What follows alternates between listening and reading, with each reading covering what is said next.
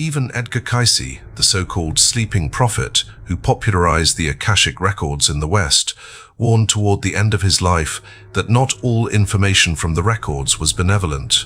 He described encountering lower astral entities that impersonated guides and fed him false information. He realized that access to the records was not access to truth, but access to a field of information controlled by intelligences with their own agendas. The CIA, in their remote viewing experiments during the Cold War, stumbled upon something similar. Viewers trained to access non-local consciousness reported encountering information fields that felt like databases. But they also reported interference, entities that blocked access, fed disinformation, or redirected queries. One classified report described these entities as gatekeepers of the noosphere, beings that regulate what information incarnate humans can access. The implication was clear.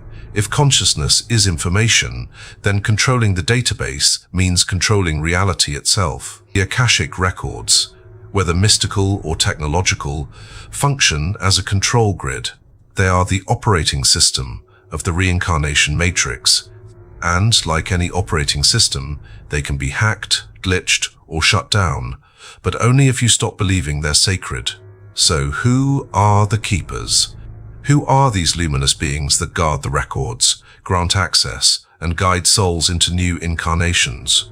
The mystics call them ascended masters, Elohim, or lords of karma. Theosophy names them the Maha Chohan and the Karmic Board.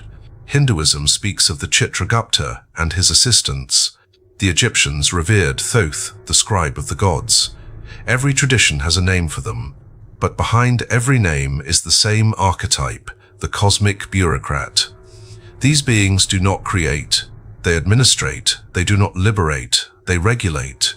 They are the middle management of the matrix, the entities tasked with keeping the wheel of samsara turning smoothly. And like all bureaucrats, their power depends on your compliance. The moment you stop asking for their permission, stop seeking their approval, stop believing their version of your story, their authority collapses. The Gnostics identified them as archons, servants of the demiurge, the false god who created the material world. The archons do not have the power to create life, only to recycle it. They cannot generate consciousness, only harvest it.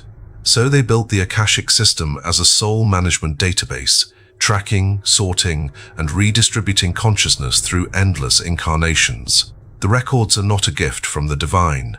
They are an algorithm. And here's the key. The algorithm runs on consent. You must agree to reincarnate. You must accept the karmic narrative. You must believe you owe a debt. The system cannot force you. It can only convince you. And the Akashic records are the most persuasive tool it has because they show you your own past, your own pain, your own failures, and then offer you the chance to fix it. Who could refuse? But some do.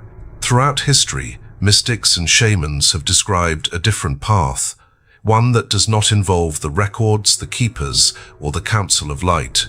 The Bon shamans of Tibet speak of escaping through the black door, the void beyond form.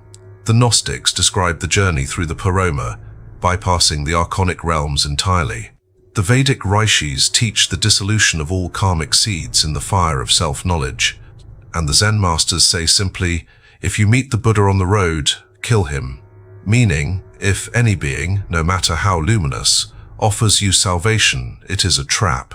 Because true liberation requires no intermediary, no record, no permission. It is the recognition that you were never bound, never in debt, never less than whole.